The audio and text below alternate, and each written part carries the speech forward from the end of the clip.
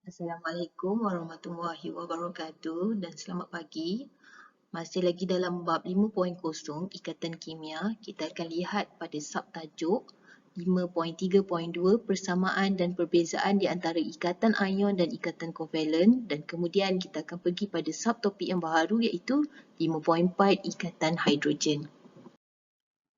Baiklah, kriteria kejayaan untuk hari ini ada dua kriteria kejayaan yang kamu perlu capai. Yang pertama adalah membanding ikatan ion dan juga ikatan kovalen. So antara ikatan ion dan juga ikatan kovalen ni kita akan lihat sama ada dari segi persamaan ataupun dari segi perbezaannya. Dan yang kedua, kriteria kejayaan yang kedua adalah menjelaskan pembentukan ikatan hidrogen. Okey, kriteria yang pertama membandingkan ikatan ion dan juga ikatan kovalen. Kita lihat perbandingan antara ikatan ion dan juga ikatan kovalen. So antara ikatan ion dan ikatan kovalen, bila dalam soalan minta perbandingan, so dari segi perbandingan kita boleh nyatakan dalam bentuk persamaan. Okey, apakah persamaan antara ikatan ion dan juga ikatan kovalen yang telah diwarnakan dengan warna biru ni, dan juga perbezaan. Yang perbezaan adalah yang warna merah. So kita lihat dulu persamaan antara ikatan ion dan ikatan kovalen. Yang pertama adalah kedua-dua ikatan ni hanya melibatkan elektron valence sahaja. So kalau sebut elektron valence, terus dalam gambaran dalam kepala awak ingat yang elektron merupakan elektron yang duduk di petala terluar. So contohnya kalau saya ada natrium, so ini nukleus, petala pertama, petala kedua dan petala ketiga. So petala ketiga ni adalah petala yang terluar bagi natrium. Okay, natrium ada 10 elektron kan? 11 elektron. So, ni petala kedua ada 8. So, petala yang ketiga ada 1. So, 1 elektron ni yang duduk dekat petala yang terluar, petala yang terakhir ini yang kita panggil sebagai elektron valent. So, untuk kedua-dua ikatan hanya libatkan elektron valent sahaja. Elektron yang duduk dalam petala yang lain tidak terlibat.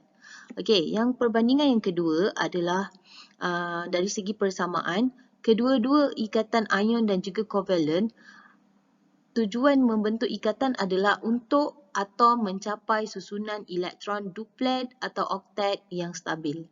Okey, ini adalah tujuan dia. Kedua-duanya sama mempunyai satu tujuan iaitu atom mencapai susunan elektron duplet atau oktet yang stabil.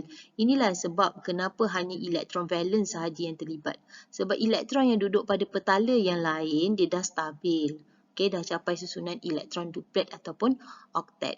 Okey, untuk ikatan perbezaan antara ikatan ion dan juga ikatan kovalen. So, yang pertama, kalau kita lihat yang pertama dari segi elektron juga, untuk ikatan ion melibatkan pemindahan elektron sama ada atom dermakan elektron ataupun melepaskan elektron, okey, elektron lepas, ataupun atom menerima elektron.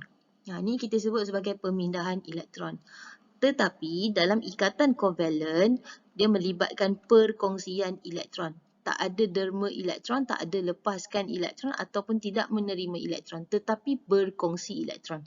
So ingat balik gambar rajah, bila saya lukis gambar rajah susunan elektron, dia akan ada bersilang. Ini kita katakan sebagai ikatan kovalen.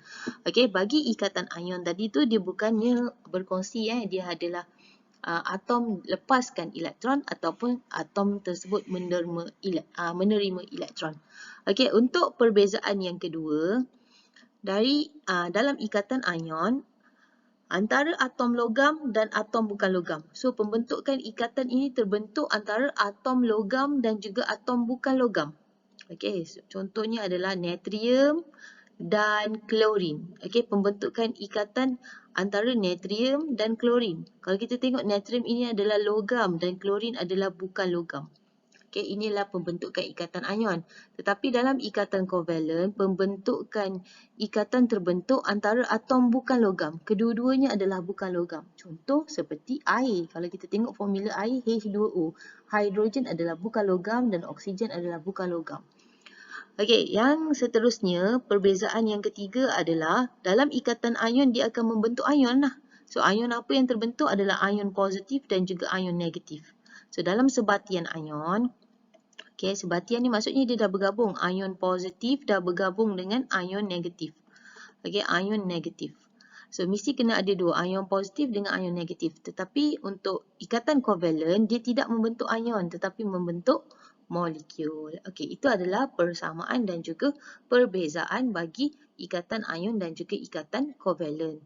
Kalau dalam soalan, bila ada soalan nyatakan perbandingan antara ikatan ion dan ikatan kovalent, kamu jawablah dalam bentuk jadual. Okey, buat jadual. Letak kat sini ikatan ion. Yang ni ikatan kovalent. Okey, dan bagi dia punya persamaan dan perbezaan bagi setiap ni mestilah setara. Okey, bagi kejayaan kriteria yang kedua, menjelaskan pembentukan ikatan hidrogen melalui beberapa contoh. Kita lihat juga apakah pengenalan bagi ikatan hidrogen. Yang tak tahu apa ikatan hidrogen. So, ikatan hidrogen adalah daya tarikan elektrostatik antara atom hidrogen dengan atom yang mempunyai keelektronegatifan yang tinggi. So, syarat dia mesti ada atom hidrogen. Okay, dan kemudian dia mempunyai daya tarikan elektrostatik dengan atom yang mempunyai keelektronegatifan yang tinggi. So, atom yang mempunyai keelektronegatifan yang tinggi ni ada 3 je, iaitu fluorine, nitrogen dan juga oksigen. So, kalaulah nampak hidrogen dengan fluorine, itu adalah ikatan hidrogen. Hidrogen dengan nitrogen, itu adalah ikatan hidrogen. Hidrogen dengan oksigen, itu adalah ikatan hidrogen. Dan syarat pembentukan ikatan ini mestilah satu molekul dengan molekul yang lagi satu. Okay. Dan contohnya kat sini adalah hidrogen fluorida, amonia dan juga air. So, ada 3 contoh kat sini yang terdapat ikatan hidrogen. Kita lihat contoh yang pertama, pembentukan ikatan hidrogen dalam molekul air. So, dalam molekul air ni ada ikatan hidrogen. Kita lihat ini molekul air. Okay, lihat rajah molekul air. Molekul air awak tahu H2O kan? Kalau saya lukis, H ada 2, O ada 1. Okay, H2O macam ini. So, dalam molekul air, ini molekul air yang pertama, ini molekul air yang kedua. So, ini rajah yang pertama. Okay, ini rajah 1, ini rajah 2. Tengok rajah 1 dulu. So, dekat rajah 1 ni, molekul air yang pertama ada 3 perkara yang awak kena tahu. So, 3 perkara yang awak kena tahu. So, perkara yang pertama, dalam molekul air ada atom hidrogen dan juga atom oksigen. Dalam molekul air ada atom hidrogen dan juga atom oksigen. Macam yang kita tahu tadi, atom oksigen merupakan atom yang mempunyai keelektronegatifan yang tinggi dan boleh membentuk ikatan hidrogen. Okay, kat sini okay, untuk rajah yang pertama ni. So, yang pertama awak tahu ada oksigen. Oksigen ini adalah keelektronegatifan yang tinggi. Keelektronegatifan tinggi. Okey, lepas tu dalam molekul air ni juga dia ada ikatan antara hidrogen dengan oksigen. Dalam molekul air ni ada ikatan hidrogen dengan oksigen. So, ikatan yang terbentuk ini kita panggil sebagai ikatan kovalent yang kita dah belajar sebelum ni. Dalam molekul air, ikatan yang terbentuk antara oksigen dengan hidrogen kita panggil ikatan kovalent. Tetapi antara dua molekul air, molekul pertama dengan molekul kedua ada 2 molekul kan? Bila antara 2 molekul, dia ada satu daya tarikan elektrostatik antara satu molekul dengan molekul lain, antara atom oksigen dengan atom hidrogen, ini kita panggil sebagai ikatan hidrogen. So, ikatan hidrogen ni terbentuk antara molekul yang berlainan. Bukan dalam molekul yang sama. Kalau dalam molekul yang sama macam ni, oksigen dengan hidrogen ni, ini kita panggil ikatan kovalent. Tapi bila berbeza molekul, kita panggil sebagai ikatan hidrogen.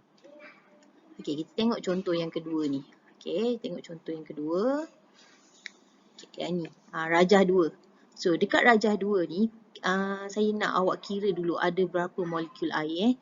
So, ini molekul yang pertama, 1. Ini molekul kedua, ini molekul ketiga, ini molekul keempat dan ini adalah molekul kelima. So, dalam molekul itu, dalam setiap molekul itu ni kan, Oksigen dengan hidrogen, oksigen dengan hidrogen. Ini kita panggil ikatan kovalen. Yang dalam ni kita panggil ikatan kovalen. Yang dalam molekul ini kita panggil ikatan kovalen. So yang dalam ikatan kovalen. Ini ikatan kovalen. Ini ikatan kovalen.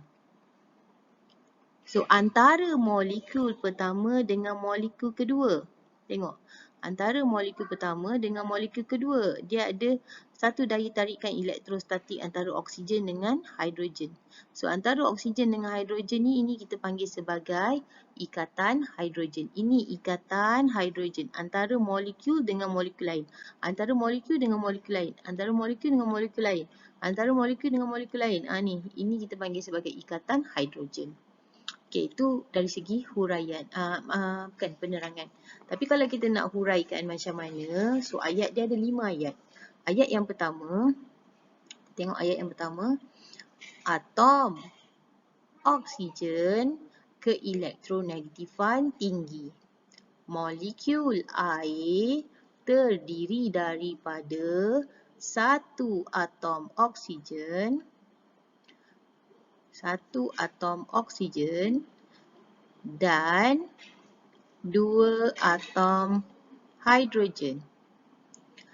Atom-atom oksigen dan hidrogen tertarik antara satu sama lain membentuk ikatan kovalen. Ini dalam molekul tersebut. Membentuk ikatan kovalen. Okey, yang keempat, daya tarikan yang terhasil antara atom oksigen dalam satu molekul air dengan hidrogen daripada molekul air yang lain dipanggil sebagai ikatan hidrogen terbentuk. Okey, macam itulah huraian dia ada 5. Sebut dulu atom mana yang lebih elektronegatif. Lepas tu sebut pula apakah atom yang terdapat dalam molekul tersebut. Yang ketiga, sebutkan ikatan kovalen. Yang keempat, ceritakan bagaimana ikatan hidrogen terbentuk. So, ikatan hidrogen mesti hidrogen dengan apa dalam molekul yang berbeza. So, lihat contoh yang kedua dalam pembentukan ikatan hidrogen iaitu molekul amonia. So, dalam molekul amonia, ini formula molekul amonia NH3. Maksudnya kita nampak ada nitrogen. Nitrogen adalah atom yang mempunyai keelektronegatifan yang tinggi. So, lihat pada raja. So, dalam raja ni, mari sama-sama kita kira ada berapa molekul amonia. So, molekul amonia formula dia NH3. So, ini adalah molekul amonia yang pertama. Ini molekul amonia yang kedua. Ini molekul amonia yang ketiga. Macam yang awak belajar tadi, dalam molekul yang terdapat dalam molekul ini ikatan kovalen. Yang dalam molekul ikatan kovalen. Ni ikatan kovalen. Yang garis tak putus-putus ni ikatan kovalen. Tetapi antara satu molekul dengan molekul yang berbeza dengan molekul yang lain, okey, molekul pertama dengan molekul kedua, kalau kita tengok kat sini dia ada daya tarikan antara hidrogen dan juga nitrogen antara molekul yang berbeza, molekul satu dengan molekul dua. Ini kita panggil sebagai ikatan hidrogen. So, ikatan hidrogen tu dia mesti molekul berbeza. Bukan molekul yang dalam molekul, di antara molekul yang lain. Okey, kita tengok uraian. Atom nitrogen keelektronegatifan tinggi.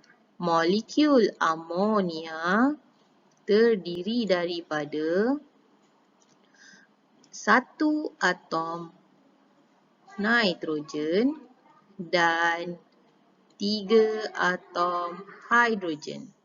Atom-atom nitrogen dan hidrogen tertarik antara satu sama lain membentuk ikatan kovalen.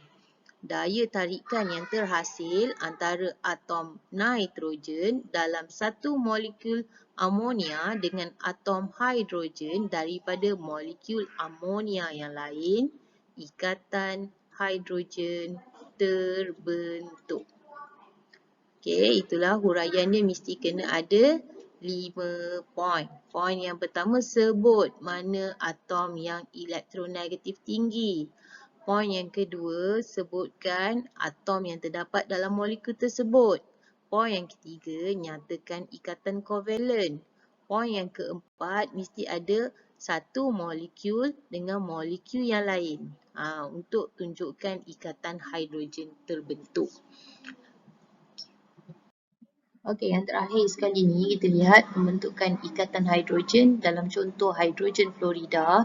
So kita tahu yang fluorin ini adalah keelektronegatifannya tinggi, atom yang mempunyai keelektronegatifan tinggi. So kita tengok dulu formula HF.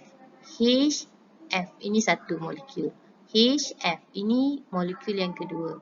HF ini molekul yang ketiga. So ada 3 molekul. Okey, yang color hitam gelap ni dalam molekul tu, ini adalah ikatan kovalen. Ini pun sama ikatan kovalen. Ini adalah ikatan kovalen. So, mana ikatan hidrogen? So, ikatan hidrogen mestilah dalam molekul yang berbeza. So, molekul pertama dengan molekul kedua. Hidrogen dengan fluorin. Dia ada satu daya tarikan elektrostatik. Ini adalah ikatan hidrogen. Okey, ini pun sama ikatan hidrogen. So, huraian mesti ada 5 poin. Poin yang pertama, sebutkan atom mana yang lebih elektronegatif. Atom yang keelektronegatifannya tinggi, iaitu atom fluorin. Yang kedua, sebutkan atom-atom yang terdapat dalam hidrogen fluorida. Yang ketiga, nyatakan dia punya ikatan kovalen. Yang keempat, sebutkan untuk kaitkan satu atom dengan atom yang lain. Dan yang kelima, mesti sebut ikatan hidrogen terbentuk. Okey, yang huraian ni tolonglah buat buku latihan dalam buku modul awak, muka surat 118. Okey, latihan muka surat 118. Lengkapkan dia punya huraian. Dan juga nota-nota yang kat depan tu semua ada dalam slide ni. Tolonglah buat. Okey, itu saja untuk hari ini. Assalamualaikum warahmatullahi wabarakatuh dan terima kasih.